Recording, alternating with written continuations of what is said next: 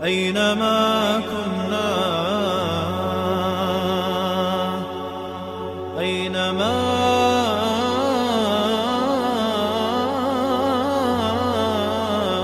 صرنا أينما صرنا قلنا الحمد لله رب العالمين والصلاة والسلام على رسوله النبي الأمين وعلى آله وأصحابه أجمعين أما بعد। প্রিয় ভাই ও বোনেরা, আকীদা বিষয়ক আলোচনার পূর্বে আমরা আরও কয়েকটি মারাত্মক ফিতনার ব্যাপারে আপনাদের সতর্ক করতে চাই, যেগুলো থেকে আপনাদের দ্বীন ও ঈমানকে হেফাজত করা অতীব জরুরি। গত মজলিসে আমরা ফুরুআই ও শাখাগত মাসাইল নিয়ে দলাদলির ফিতনা সম্পর্কে আপনাদের সামনে আলোচনা করেছিলাম। আজ আমরা কথা বলবো দ্বীনের খণ্ডিত চর্চার ফিতনা নিয়ে। আমরা আশা করব আপনারা দিলের কান দিয়ে শুনবেন এবং অনুধাবন করার চেষ্টা করবেন। প্রিয় ভাই, দ্বীনের খণ্ডিত চর্চা মানে আকীদা ও আমলে আংশিক দ্বীন পালন করা এবং এই আংশিক দ্বীনকেই পরিপূর্ণ দ্বীন মনে করা।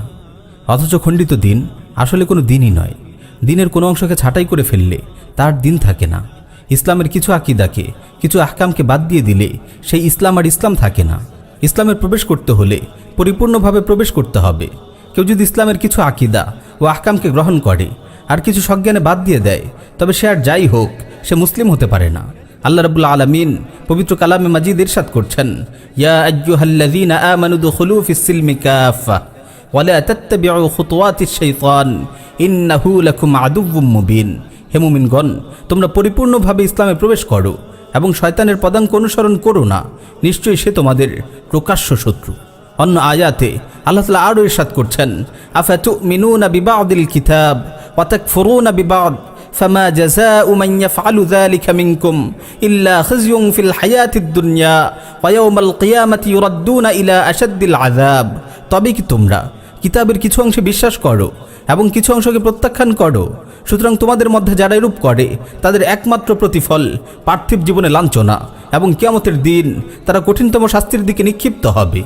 খিলাফত ব্যবস্থার পতনের পর সময় যতই গড়িয়েছে, খণ্ডিত দ্বীন চর্চার এই ভয়াবহ ঈমান বিধ্বংসী ফিতনা মুসলিমদের মাঝে ততই ব্যাপক আকার ধারণ করেছে।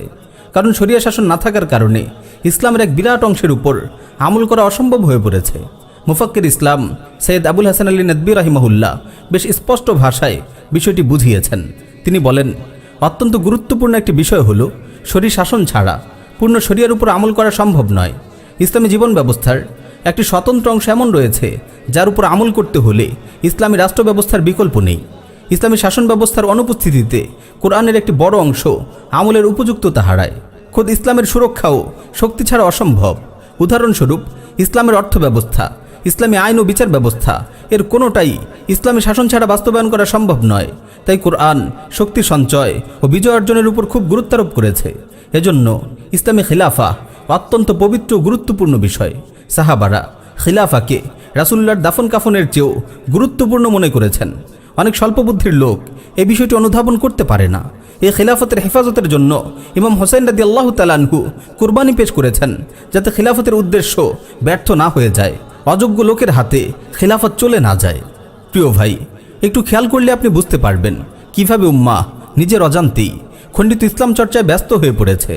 ইসলামের পরিপূর্ণ রূপ আমলের অঙ্গন থেকে তো বটেই, তাদের চিন্তার অঙ্গন থেকেও বিদায় নিয়েছে। এমনকি তারা অনেক মৌলিক আকীদা পর্যন্ত ভুলে বসেছে, যেমন তাওহীদুল হাকিমিয়া। আল্লাহ ছাড়া বিধান দেওয়ার অধিকার কারো নেই।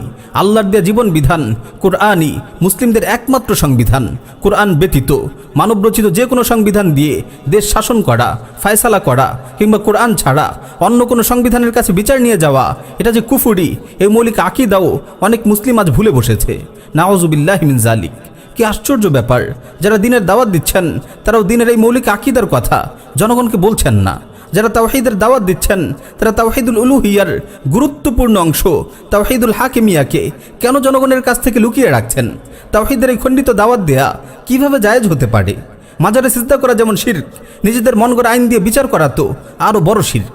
তাগুতের কাছে বিচার নিয়ে যাওয়া তো আরও মারাত্মক শিরক। ব্যক্তির শিরক নিয়ে এত হইচই, কিন্তু রাষ্ট্রের শিরক নিয়ে কেন এই জঘন্য নীরবতা? যে শিরকে লিপ্ত হচ্ছে লক্ষ লক্ষ অবুঝ মুসলিম, কেন পরিপূর্ণ তাওহীদের দাওয়াত জনগণের কাছে পৌঁছানো হচ্ছে না, জনগণকে দেয়া হচ্ছে না? অত্যন্ত দুঃখের সঙ্গে বলতে হয়, অনেক অবুঝ ভাই তো কেবল তাওহীদুর রুবুবিয়্যাহকেই কালিমায়ে তাওহীদের উদ্দেশ্য বলে প্রচার করছেন।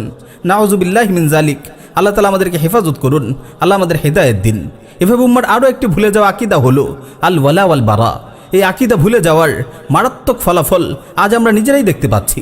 এই আকীদার বিস্তৃতির কারণে আলেম সমাজের একটি বিভ্রান্ত অংশকে দেখা যাচ্ছে তাগুত সরকারের সঙ্গে মাখামাখি করতে। এই আকীদার বিস্তৃতির কারণেই মুসলিমরা কাফিরদের বিরোধিতার চেয়ে বিরুদ্ধ মতের আপন মুসলিম ভাইদের বিরুদ্ধেই জানমাল কুরবান করছে। টঙ্গীর ময়দানে তাবলীগের ভাইদের মারামারি এবং হানাফি সালাফি দ্বন্দ্বে মসজিদ ভাঙাভাঙি এই আকীদায় ওয়ালা বারা ভুলে যাওয়ার দুঃখজনক ফলাফল। আল্লাহ আমাদের এই মুসিবত থেকে হেফাজত করুন। ইনশাআল্লাহ আমরা আকীদা সিরিজে এসব ভুলে যাওয়া আকীদা নিয়ে আলোচনা করব। প্রিয় ভাই, এ তো গেল আকীদার কথা। এভাবে ইসলামী অর্থনীতি, ইসলামী বিচার ব্যবস্থার কথাও মুসলিমরা আজ ভুলে বসেছে। সবচেয়ে বড় দুঃখের কথা হলো ইসলামী রাষ্ট্র ব্যবস্থা প্রতিষ্ঠার একমাত্র পথ ইরদাদ ও জিহাদের ফরজের কথা উচ্চারণ করাও আজ অপরাধ হয়ে দাঁড়িয়েছে। আল্লাহ আমাদের হেফাজত করুন। সুদভিত্তিক অর্থ ব্যবস্থা যে আল্লাহ তার রাসূলের বিরুদ্ধে সুস্পষ্ট বিদ্রোহ, একথা আমরা ওলামা ও দায়ীরা জনগণকে খোলামেলা কেন বলছি না? কেন এই কথা স্পষ্টভাবে বলে দেওয়া হচ্ছে না? এদেশের শাসক গোষ্ঠী 24 ঘন্টা আল্লাহ তার রাসূলের বিরুদ্ধে যুদ্ধে লিপ্ত। এদেশের বিচার ব্যবস্থা সম্পূর্ণ কুফরি। ইসলামী হদুদ কেসাস কোনো কিছুরই ধার ধারছে না এই তাগুত শাসক গোষ্ঠী, বরং এই মুরতাদরা ইসলামী হদুদ কেসাসকে মধ্যযুগীয় বর্বর আইন বলে উপহাস করছে। নাউযুবিল্লাহি মিন যালিক। এই কুফরি রাষ্ট্র ব্যবস্থার বিরুদ্ধে আমাদের সংগঠিত হতে হবে। এই ফিরাউনের শাসন ব্যবস্থাকে সমূলে উৎখাত করার জন্য আমাদের বুদ্ধিবৃত্তিক ও সামরিক প্রস্তুতি গ্রহণ করতে হবে।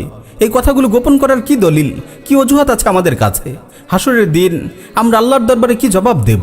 প্রিয় ভাই, রাসূল সাল্লাল্লাহু আলাইহি ওয়াসাল্লাম যখন মক্কা ইসলামের দাওয়াত শুরু করেছিলেন, তিনি কি আকীদার কোনো অংশকে লুকিয়ে রেখেছিলেন? তিনি কি খণ্ডিত ইসলামের দাওয়াত দিয়েছিলেন?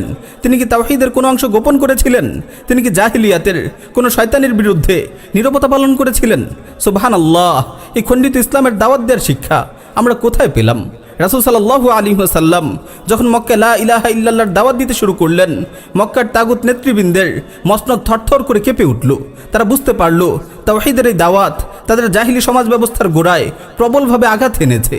অচিরে এই দাওয়াত তাদের কুফরি সমাজ ব্যবস্থাকে সমূলে উৎখাত করে ছাড়বে। ফলে মক্কার তাগুত শাসক গোষ্ঠী এই দাওয়াতের বিরুদ্ধে কোমর বেঁধে নেমে পড়ল। তারা রাসূল সাল্লাল্লাহু আলাইহি ওয়াসাল্লাম এবং সাহাবীদের উপর অকথ্য নির্যাতন শুরু করল।